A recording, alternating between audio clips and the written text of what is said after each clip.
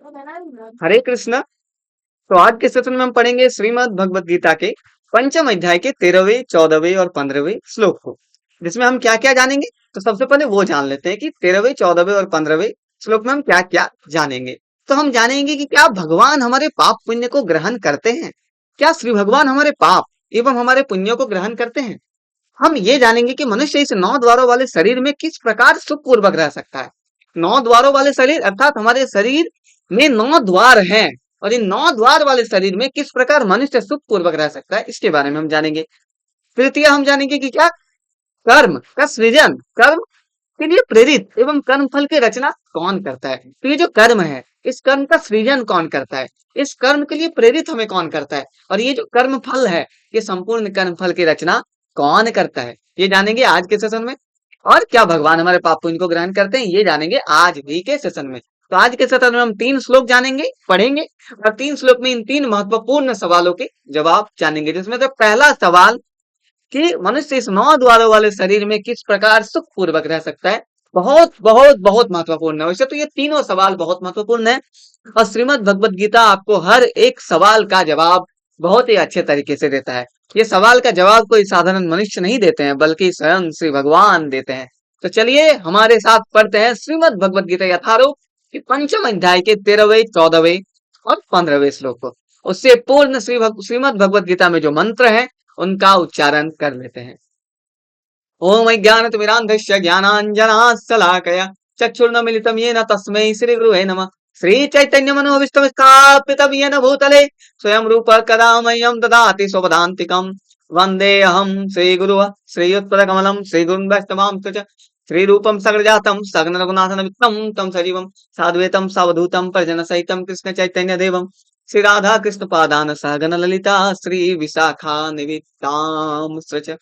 हे कृष्ण करुणा सिंधु दीनबंधु जगतपते गोपेश गोपिका कांत राधा कांत नमस्तुते कांचन गौरांगी राधे वृंदावनेश्वरी वृषभानुसुते देवी प्रणमामि हरिप्रिये वाञ्छकल्पतरुभ्यश्च कृपा सिन्धुभय एव च पतितानां पावनेभ्यो वैष्णवेभ्यो नमो नमः।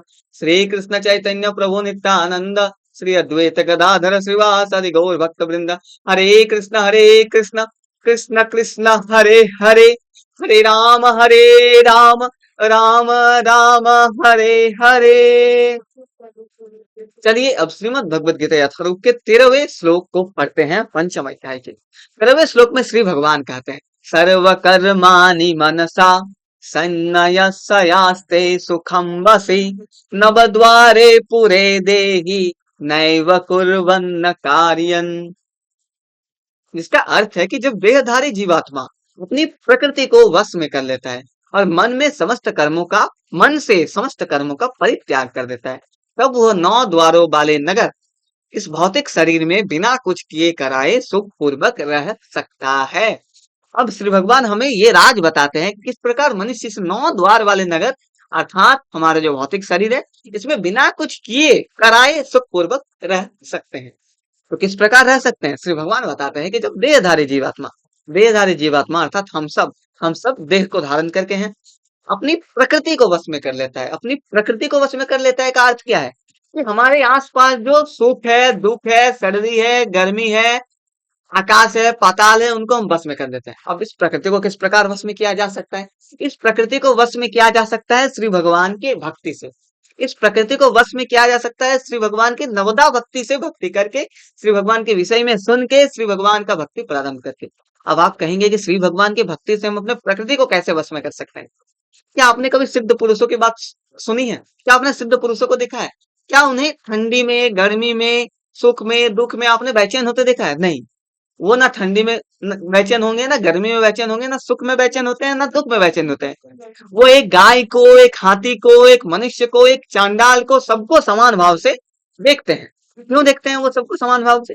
क्योंकि वो जानते हैं कि इस धरा में जितने भी जीव हैं सभी श्री भगवान के देन हैं, सभी के अंदर श्री भगवान विराज करते हैं। अगर आप नहीं सुने हैं तो आप सुनते रहिए, क्योंकि श्री भगवान के बारे में जितना ज्यादा आप स्मरण करेंगे, जितना ज्यादा उनके बारे में सुनेंगे, उतना ज्यादा आपकी भक्ति और प्रगाढ़ होती जाएगी। तो श्री भगवान के बारे में सुनते रहिए। तो जो मनुष्य अपनी प्रकृति को वश में कर लेता है और मन से समस्त कर्मों का परित्याग कर देता है, मन से समस्त कर्मों का परित्याग कर देते हैं। यहाँ श्री भगवान कभी नहीं कहते कि जो अपने समस्त कर्मों का परित्याग कर देते हैं। श्री भगवान कहते हैं कि मन से समस्त कर्मों का परित्याग कर देते हैं।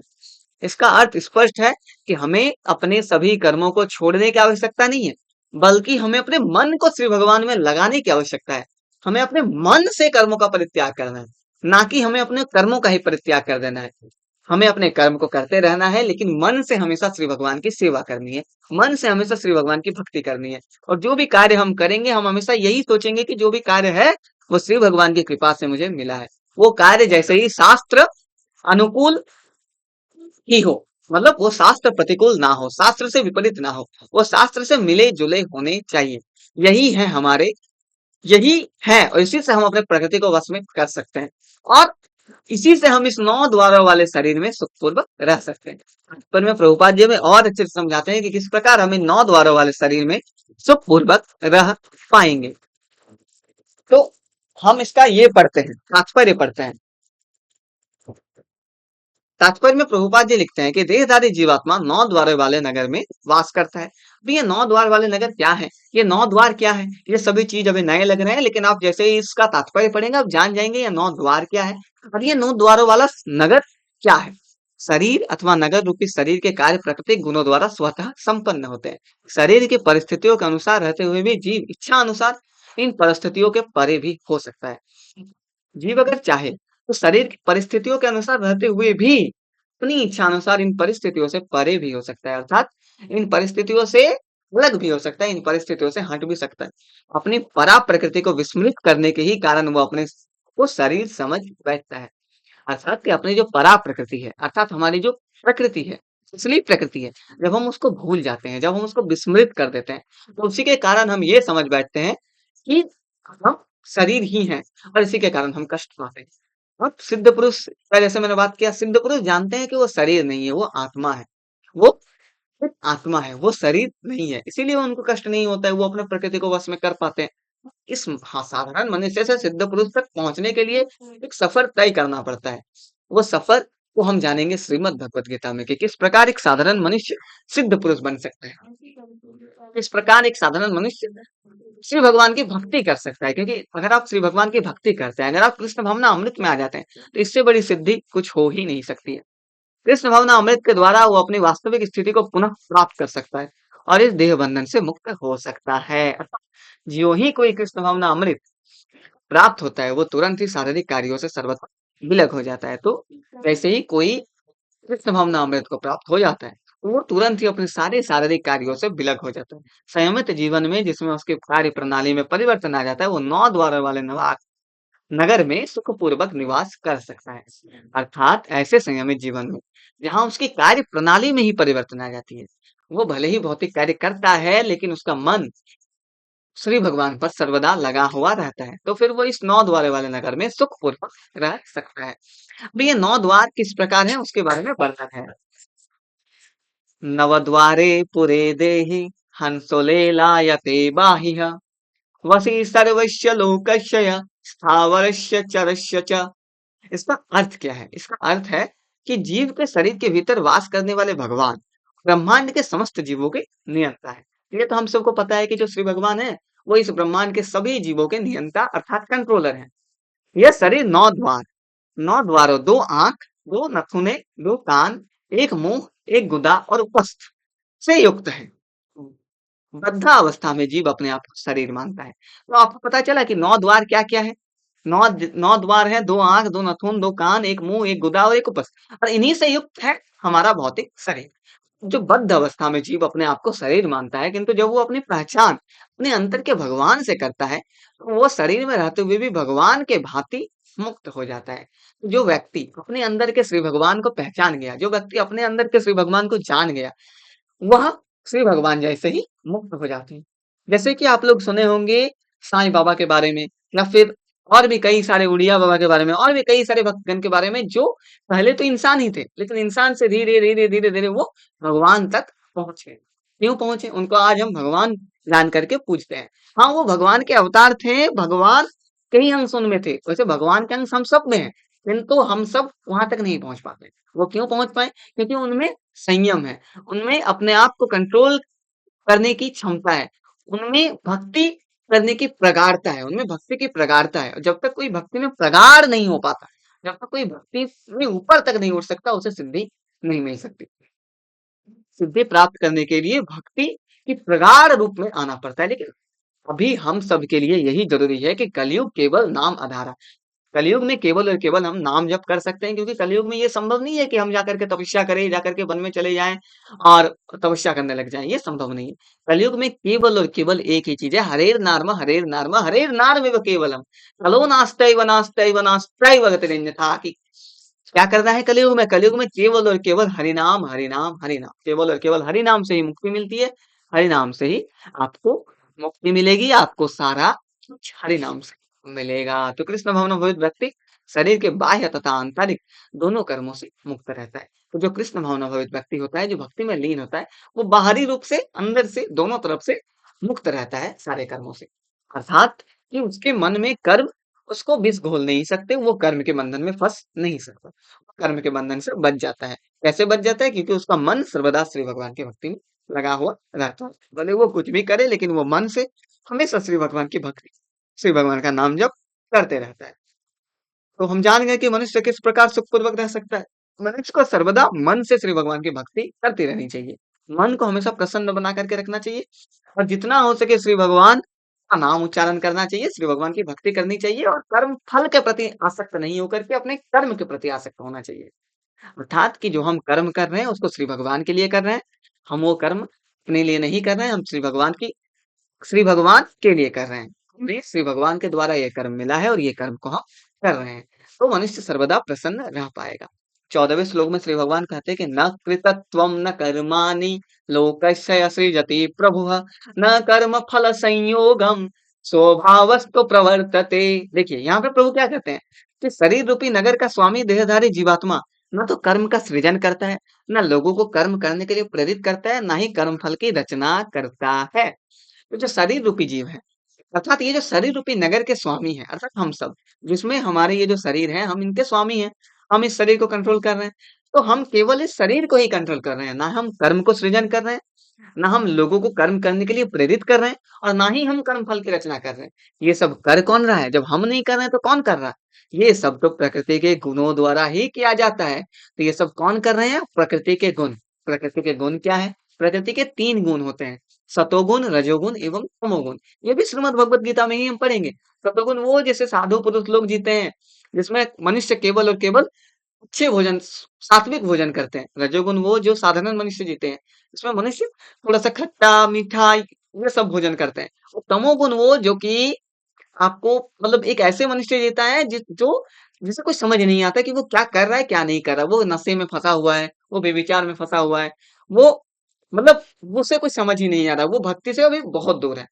तो इस 3 प्रकार के प्रकृति के गुण होते हैं, और इसी 3 प्रकार के प्रकृति के गुण के अनुसार ही मनुष्य कर्म करता है। कभी ऐसा भी होता है कि सतोगुणी मनुष्य के अंदर भी रजोगुण का प्रभाव बढ़ जाता है, और कभी ऐसा भी होता है कि तमोगुणी मनुष्य भी सतोगुणी कार्य करने लगे। तो ये प्रकृति के गुण हैं, इनके बारे में हम जानेंगे सेशन में।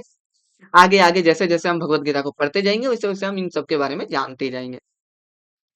इसका तात्पर्य जानते हैं। तात्पर्य में प्रभुपाद जी हमें अच्छे से समझाते हैं। वो लिखते हैं कि जैसा कि 7वें अध्याय में बताया जाएगा, हम अभी 5वें अध्याय में हैं, 7वें में बताया जाएगा कि जीव तो परमेश्वर की शक्तियों में से एक है। हम पहले ही बात कर चुके कि हम जो मनुष्य हैं वो भी श्री भगवान के ही अंश हैं, श्री भगवान की ही शक्तियों में से एक है। किंतु भगवान की अपरा प्रकृति है जो पदार्थ से भिन्न है। तो संयोगवश परा प्रकृति या जीव अनादि काल से प्रकृति अपरा के संपर्क में रहा है। भगवान की 2 प्रकृति है, एक है परा प्रकृति और एक है अपरा प्रकृति। परा प्रकृति अर्थात जिसमें जीवन है, जिसे हम जीव कह सकते हैं। अपरा प्रकृति अर्थात जिसमें जीवन नहीं है, जो निर्जीव है। मनुष्य क्या है? मनुष्य इस प्रकृति, इस परा प्रकृति के संपर्क में बहुत ही वर्षों से है ही। तो संयोगवश परा प्रकृति या जीव अनादि काल से अपरा के संपर्क में रहता है, अपरा प्रकृति के संपर्क में रहता है। तो जिस नाशवान शरीर या भौतिक आवास को वो प्राप्त करता है, वो अनेक कर्मों तथा अनेक फलों के कारण है। हमें जो ये शरीर मिला है, ये हमारे अनेक कर्मों के लिए, अनेक कर्म फलों के लिए मिला है। ऐसे बद्ध वातावरण में रहते हुए मनुष्य अपने आप को अज्ञानवश शरीर मानकर कर्म फलों को भोग करता है। तो हम ऐसे बंधे हुए हैं कि हम अपने आप को अज्ञानवश समझते हैं कि हम शरीर हैं, और हम अपने कर्म फलों का भोग करते हैं। अनंत काल से उपार्जित यह अज्ञान ही शारीरिक सुख दुख का कारण है और यही अज्ञान कि हम शरीर हैं, यही सुख दुख का कारण है। जब मनुष्य के दिमाग में ये आ जाता है, ये बैठ जाता है कि मैं शरीर नहीं हूँ, मैं आत्मा हूँ, तो फिर उसे ना सुख मिलता है, मतलब सुख तो उसे मिलता है लेकिन वो सुख उसे प्रभावित नहीं कर पाती है, ना ही उसे दुख प्रभावित कर पाती है, ना ही उसे सर्दी प्रभावित कर पाती है, ना ही उसे ठंडी प्रभावित कर पाती है। यूं ही वो जीव शरीर के कार्यों से पृथक हो जाता है, तो यूं ही वो कर्म बंधन से भी मुक्त हो जाता है। और जैसे ही मनुष्य ये सोच लेता है, ये समझ लेता है कि वो जीवन अर्थात वो आत्मा है, वो शरीर नहीं है, तो वो अपने सारे शरीर के कर्मों से भी मुक्त हो जाता है, कर्म के बंधन से भी मुक्त हो जाता है। जब तक वो शरीर रूपी नगर में निवास करता है, तब तक वो इसका स्वामी प्रतीत होता है, किंतु वास्तव में ना ही वो इसका स्वामी होता है और ना इसके कर्मों तथा फलों का नियंता ही। जब तक वो इस शरीर में रहता है, जब तक मनुष्य इस शरीर में है, वो इस शरीर का स्वामी लगता है। लेकिन जैसे ही वो इस शरीर से निकल जाता है, तो स्वामी क्या और शरीर क्या?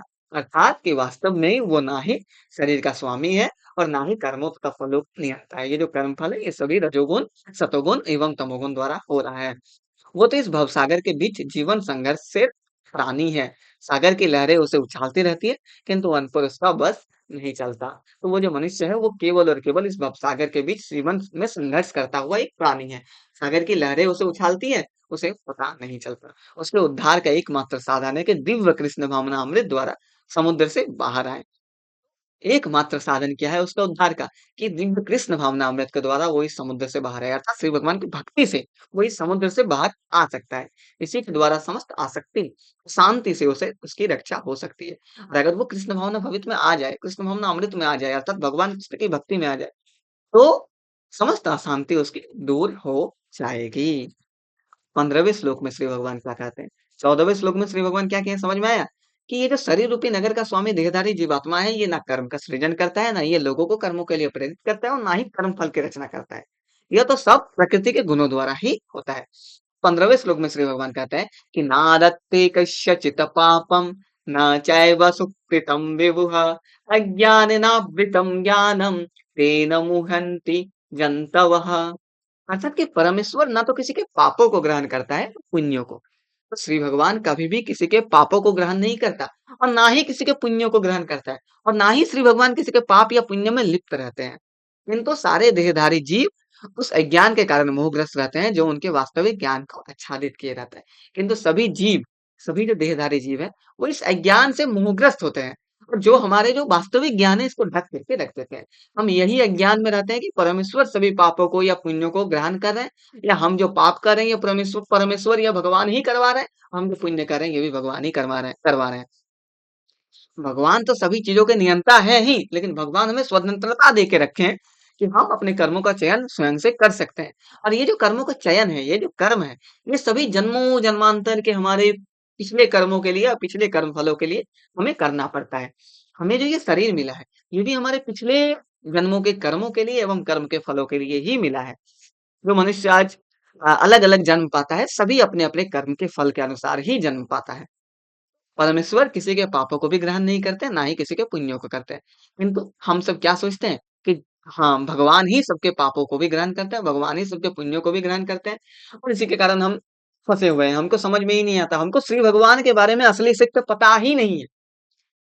इसी को समझते हैं श्रीमद् भगवत गीता से, क्योंकि श्रीमद् भगवत गीता में श्री भगवान स्वयं बताते हैं कि मैं कौन हूँ। श्री मतलब अर्थात श्री भगवान कौन है। अब जैसे-जैसे श्रीमद् भगवत गीता में आगे बढ़ेंगे, श्री भगवान अपने बारे में व्याख्या करेंगे। मैं कौन हूँ, मैं कहाँ से मतलब मैं क्या-क्या हूँ, मैं किस-किस रूप में हूँ, सब कुछ श्री भगवान बताएँगे। तात्पर्य पढ़ते हैं। विभु का अर्थ है परमेश्वर जो असीम ज्ञान, धन, बल, यश, सौंदर्य तथा त्याग से युक्त है। यहाँ पे विभु आया होगा देखिए यहाँ, सुकृतम विभुः। विभु का अर्थ क्या है? देखिए यहाँ विभु का अर्थ है परमेश्वर। परमेश्वर अर्थात जो असीम ज्ञान, धन, बल, यश, सौंदर्य, त्याग से युक्त है। अर्थात परमेश्वर में किसी चीज की कमी नहीं है। वो सदैव आत्म तृप्त और पाप पुण्य से अविचलित रहता है। तो श्री भगवान कभी भी पाप पुण्य से विचलित नहीं रहते, लेकिन हम देहधारी जीव पाप पुण्य से विचलित हो जाते हैं। वह किसी भी जीव के लिए विशिष्ट परिस्थिति नहीं उत्पन्न करता, अपितु जीव अज्ञान से मोहित होकर जीवन के लिए विशिष्ट परिस्थिति की कामना करता है, जिसके कारण कर्म तथा फल की श्रृंखला प्रारंभ होती है या आरंभ होती है। तो श्री भगवान कभी भी किसी भक्त को या किसी इंसान को कोई भी परिस्थिति में उत्पन्न नहीं कर देते, कोई भी परिस्थिति में जाकर के फेंक नहीं देते, बल्कि मनुष्य अपने ही कर्म फलों के लिए विकट परिस्थितियों में जाकर के फँस जाते हैं। विशिष्ट परिस्थिति की कामना करता है। मनुष्य अलग-अलग कामना करते रहते हैं और इसी से कर्म तथा कर्म फल की श्रृंखला प्रारंभ होती है। जीव परा प्रकृति के कारण ज्ञान से पूर्ण है, तो भी वो अपने समस्त शक्ति के कारण अज्ञान से वशीभूत, अपनी सीमित शक्ति के कारण अज्ञान से वशीभूत हो जाता है। तो प्रभुपाद जी क्या कहते हैं कि जीव परा प्रकृति के कारण ज्ञान से पूर्ण है। क्योंकि जीव श्री भगवान का ही अंश है, तो जीव के अंदर ज्ञान है, लेकिन फिर भी उसकी जो सीमित शक्ति है, उसी के कारण वो अज्ञान से वशीभूत हो जाता है। अब जो सिद्ध पुरुष है, वो भी तो मनुष्य ही है, लेकिन वो मनुष्य से कैसे सिद्धि तक पहुंचे? क्योंकि उनमें ज्ञान है। वो उस ज्ञान को समझे, वो अपने अंदर बैठे हुए परमेश्वर को जान गए, और जान गए तो वो अपने सारे मोह, काम, क्रोध, लोभ, मद, मत्सर इन सबको अपने से दूर कर दिए और वो श्री भगवान की भक्ति में लग गए। उसके बाद धीरे-धीरे वो सिद्धि तक पहुँच गए।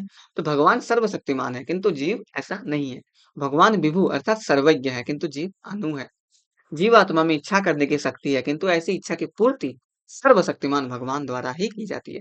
तो हम सब जीव इच्छा कर सकते हैं, लेकिन ये जो इच्छा है, इस इच्छा की पूर्ति कौन कर सकते हैं? केवल और केवल श्री भगवान। अतः जब जीव अपनी इच्छाओं से मोहग्रस्त हो जाता है, तो भगवान उसे अपनी इच्छा पूर्ति करने देते हैं। किंतु किसी परिस्थिति विचत में इच्छित कर्म व फलों के लिए उत्तरदायी नहीं होते। जब मनुष्य अपने कर्म के फल के लिए या कुछ भी चीज के लिए इच्छा से मोहग्रस्त हो जाता है, तो फिर श्री भगवान उसकी इच्छा की पूर्ति कर देते हैं। लेकिन ये जो इच्छा और पूर्ति है या कर्म है, ये फल है, इसके कारण भगवान उत्तरदायी नहीं होते हैं। ये वो अपना कर्म से, अपने मन से कामना करता है और श्री भगवान केवल और केवल उसकी पूर्ति कर देते हैं। क्यों? क्योंकि वो कामना कर रहा था। इससे श्री भगवान को कोई लेना-देना नहीं रहता। श्री भगवान केवल और केवल उसकी इच्छा की पूर्ति करते हैं। अतएव मोहग्रस्त होने से देहधारी जीव अपने को परिस्थिति जन्य शरीर मान लेता है और जीवन के क्षणिक दुख तथा सुख को भोगता है। तो जब मनुष्य मोह में फंस जाता है, तो ये जो जीवन के क्षणिक सुख, क्षणिक दुख है, इनको भोगने लग जाता है। भगवान परमात्मा रूप में जीव के चिरसंगी रहते हैं, परंतु वो प्रत्येक जीव की इच्छाओं को उसी तरह समझते हैं जिस तरह फूल के निकट रहने वाला फूल की सुगंध को। अब देखिए यहाँ पे प्रभुपाद जी कितनी अच्छी उदाहरण देते हैं कि जो भगवान है, श्री भगवान, वो हमेशा मनुष्य के सबसे निकट रहता है। तो वो मनुष्य की इच्छाओं को उसी प्रकार जानता है जिस प्रकार फूल के निकट रहने वाला फूल की सुगंध को जानता है। इच्छा जीव को बद्ध करने के लिए सूक्ष्म बंधन है। तो ये जो इच्छा है, यही जीव को बांध करके रखता है। भगवान मनुष्य की योग्यता के अनुसार उसकी इच्छा को पूरा करते हैं। आपन सोची होत नहीं, प्रभु सोची तत्काल। तो श्री भगवान मनुष्य की अपनी-अपनी योग्यता के अनुसार उनके-उनके फल को देते हैं। तो यहाँ पे लिखे हैं कि आपन सूची होत नहीं, प्रभु सोची तत्काल। अर्थात कि जब हम खुद कितने भी सोचे हमको नहीं पता चलेगा, हम नहीं कर पाएँगे, लेकिन अगर श्री भगवान एक बार सोच लेते हैं, तो वो तत्काल हो जाएगा। तो अतः व्यक्ति अपनी इच्छाओं को पूरा करने में सर्वशक्तिमान नहीं होता, किंतु भगवान इच्छाओं की पूर्ति कर सकते हैं। वे निष्पक्ष होने के कारण स्वतंत्र अनुजीवों की इच्छाओं में व्यवधान नहीं डालते। तो श्री भगवान अगर चाहें तो श्री भगवान सबकी इच्छा की पूर्ति कर सकते हैं। इसीलिए वो कभी भी व्यवधान नहीं डालते। वो जिसकी इच्छा को पूरी करनी चाहिए उनको करते हैं, जिनकी नहीं करनी चाहिए उनको नहीं करते हैं। और ये भी भगवान हर एक को अपने-अपने कर्म फल के अनुसार फल देते हैं। श्री भगवान जिसका भी कर्म है, जैसा कर्म है उसके अनुसार फल देते हैं। लेकिन किंतु अगर कोई श्री भगवान की भक्ति करता है, तो श्री भगवान उसे अथाह अथाह फल देते हैं। श्री भगवान उसे अपने पास, अपने समक्ष रखते हैं और श्री भगवान उस पर अटूट कृपा करते हैं। जैसे हम सुने होंगे कि सुदामा और भगवान कृष्ण का मित्रता। इस प्रकार श्री भगवान सुदामा को बहुत मतलब तीनों लोक दे दिए थे। किंतु जब कोई कृष्ण की इच्छा करता है तो भगवान उसकी विशेष चिंता करते हैं। देखिए यही बात जो अभी मैं कर रहा था, यहीं पे प्रभुपाद जी भी करते हैं कि किंतु जब कोई कृष्ण की इच्छा करता है तो भगवान उसकी विशेष चिंता करते हैं और उसे इस प्रकार प्रोत्साहित करते हैं कि भगवान को प्राप्त करने की उसकी इच्छा पूरी हो और वो सदैव सुखी रहे। अर्थात जो श्री भगवान की इच्छा करता है वो सदैव सुखी रह सकता है। अतएव वैदिक मंत्र पुकार कर कहते हैं, एष ऊ हएव साधु कर्म कारयति समयं मे भयो लोके भयो उन्नीनीसते। एष ऊ एवा साधु कर्म कारयति यमधो निनीसते। अर्थात भगवान जीव के शुभ कर्मों को इसीलिए प्रवृत्त करते हैं जिससे वो ऊपर उठे। भगवान उसे अशुभ कर्मों में इसीलिए प्रवृत्त करते हैं जिससे वो नरक जाए। ये कौशितकी उपनिषद में लिखा गया है कि भगवान मनुष्य के शुभ कर्मों को इसीलिए प्रवृत्त करते हैं ताकि वो ऊपर उठे, अशुभ कर्मों को इसीलिए प्रवृत्त करते हैं ताकि वो नरक जाए। अब ये मनुष्य पर निर्भर करता है कि वो किस प्रकार के कर्म करता है और वो उसे उसी प्रकार का फल मिलता है। अगर कोई अच्छा कर्म करेगा तो श्री भगवान उसे अच्छा कर्म करने के लिए ही प्रवृत्त करेंगे। अगर कोई बुरा कर्म या अशुभ कर्म करेगा तो श्री भगवान उसे अशुभ कर्म करने के लिए प्रवृत्त करेंगे। अब वो नरक जाएगा, नरक जाकर के अपना कष्ट भोगेगा, उसके पश्चात उसका पुनर्जन्म होगा, उसके बाद वो अपना फिर कर्म करेगा और कर्म के अनुसार उसको फल मिलेगा। जो श्री भगवान की चाह करते हैं उनको अंततः श्री भगवान का धाम मिल जाता है। अब यहाँ पे एक और श्लोक है कि अज्ञो जंतुरनि सो अयमात्मनः सुख दुःखयो ईश्वर प्रेरितो गच्छेत स्वर्गम वास्व भ्रमेव च। अर्थात जीव अपने सुख दुख में पूर्णतया आश्रित है। परमेश्वर की इच्छा से वो स्वर्ग या नरक जाता है, जिस तरह वायु के द्वारा प्रेरित बादल। अब जैसे वायु बादलों को बहा करके लेके जाती है, ठीक उसी प्रकार परमेश्वर अपने भक्तों को बहा करके वैकुंठ तक लेके जाते हैं और परमेश्वर ही उनको जो अशुभ कार्य करते हैं बहा करके नरक तक लेके जाते हैं। तो ये मनुष्य के ऊपर डिपेंड करता है, मनुष्य के ऊपर निर्भर करता है कि उन्हें क्या चाहिए, वो किस प्रकार कर्म कर रहा है। अतः देहधारी जीव कृष्ण भवनामृत को उपेक्षा करने की अपनी अनादि प्रवृत्ति के कारण अपने लिए मोह उत्पन्न करता है। फलस्वरूप स्वभावतः सच्चिदानंद स्वरूप होते हुए भी वो अपने अस्तित्व की लघुता के कारण भगवान के प्रति सेवा करने की अपनी स्वाभाविक स्थिति भूल जाता है और इस तरह वह विद्या द्वारा बंदी बना लिया जाता है। तो जो कृष्ण भवनामृत की उपेक्षा करते हैं, जो कृष्ण भवनामृत को नहीं मानते, उन्हें जो देहधारी जीव होते हैं, उन्हें उनमें मोह उत्पन्न हो जाता है और मोह उत्पन्न होने के बाद वो श्री भगवान तक नहीं पहुंच सकते। श्री भगवान की स्थिति वो अपनी स्वाभाविक स्थिति को भूल जाते हैं। वो है तो श्री भगवान के अंश, है तो परम, लेकिन फिर भी वो अपनी स्थिति को भूल जाते हैं और वो मोह द्वारा, अविद्या द्वारा बंदी बनाए लिए जाते हैं। अज्ञानवश जीव यह कहता है कि उसे भवबंधन के लिए भगवान उत्तरदायी है और अज्ञानवश जीव क्या कहता है कि वो यहाँ भवबंधन में फंसा हुआ है, इसके कारण भगवान उत्तरदायी है, लेकिन ये कभी भी नहीं है। वो अपने कर्मों के कारण इस कर्म बंधन में फंसा हुआ है। जब तक वो श्री भगवान की भक्ति करना प्रारंभ नहीं करेगा, वो इस भवबंधन से निकल नहीं पाएगा। इसकी पुष्टि वेदांत सूत्र भी करते हैं कि वैषम्य न्याय घृण्ये न सापेक्षत्वात् तथा ही दर्श्यति। अर्थात भगवान ना तो किसी के प्रति घृणा करते हैं, न किसी को चाहते हैं, यद्यपि ऊपर से ऐसा प्रतीत होता है। तो श्री भगवान के लिए सब कोई एक है, सब कोई समान है। श्री भगवान ना किसी से घृणा करते हैं और ना ही किसी को चाहते हैं, लेकिन ऊपर से ऐसा प्रतीत होता है। यद्यपि ऊपर से ऐसा लगता है कि श्री भगवान किसी को चाह रहे हैं, किसी को प्रति घृणा कर रहे हैं। हम बहुत सारे, हम सब देहधारी जीवों में ये सोच आता रहता है कि भगवान उसको सब कुछ दे रहे हैं, भगवान उसको धन दे रहे हैं, दौलत दे रहे हैं, शोहरत दे रहे हैं, लेकिन वो तो नाम जप भी नहीं करता, वो तो श्री भगवान की सेवा भी नहीं करता, वो तो श्री भगवान के बारे में उतना बात भी नहीं करता। और हम जो श्री भगवान के लिए दिन रात बैठे हुए हैं, जो श्री भगवान का शरण में जाकर के बैठे हुए हैं, जो भगवान का नाम कर रहे हैं, भगवान का जप कर रहे हैं, भगवान का भजन कर रहे हैं, लेकिन हमें भगवान कुछ भी नहीं दे रहे हैं। हमें भगवान ना सुख दे रहे हैं, ना शांति दे रहे हैं, ना धन दे रहे हैं, ना ऐश्वर्य दे रहे हैं। लेकिन आप विश्वास मानिए, श्री भगवान आपको वो सब कुछ देंगे जिसके आप पार्थ हैं, अर्थात जिसके आप जो आप पाने के लायक हैं। भगवान आपको सब कुछ देंगे, लेकिन उसके लिए आपको क्या करना पड़ेगा? उसके लिए आपको आपको एकदम पेशेंस से धैर्यवान होकर के भगवान का भजन करना पड़ेगा। आपको किसी को देख करके भटकना नहीं है कि भगवान उसको क्यों दे रहे हैं, हमको क्यों नहीं दे रहे हैं। आपको किसी को देख करके भटकना नहीं है, क्योंकि भगवान अपने-अपने कर्मों का फल सबको दे रहे हैं। हमारा एक जन्म तो है नहीं, उतने पचासों, सौ, हजारों, अरबों जन्म हमारे हैं। उतने जन्मों से जो हम पाप किए हैं, वो सारे पाप अभी धुल रहे हैं। इसीलिए हमें अभी परिवर्तन नहीं दिख रहा है, लेकिन धीरे-धीरे, धीरे-धीरे जैसे-जैसे वो पाप धुलेंगे, वैसे-वैसे हमें परिवर्तन दिखना प्रारंभ होगा और वैसे-वैसे हमारा मन आनंदित होता जाएगा, हर्षित होता जाएगा, श्री भगवान की भक्ति में और ज़्यादा रमता जाएगा और अंततः हम श्री भगवान के धाम तक पहुँच पाएँगे। तो आज के सेशन में बस इतना ही, फिर मिलेंगे एक और नए सेशन के साथ, एक और नए उत्साह के साथ, एक और नए उमंग के साथ, कुछ नए सवालों के साथ, कुछ नए जवाबों के साथ, श्रीमद् भगवत गीता के 16वें श्लोक के साथ। तब तक के लिए हँसते रहें, मुस्कुराते रहें, बने रहें भास्कर खवास टॉक्स चैनल के साथ। और हाँ, सबसे ज़रूरी बात, श्री भगवान का नाम सर्वदा लेते रहें, उनका गुणगान सर्वदा करते रहें, उनका भजन सर्वदा करते रहें। हरे कृष्णा।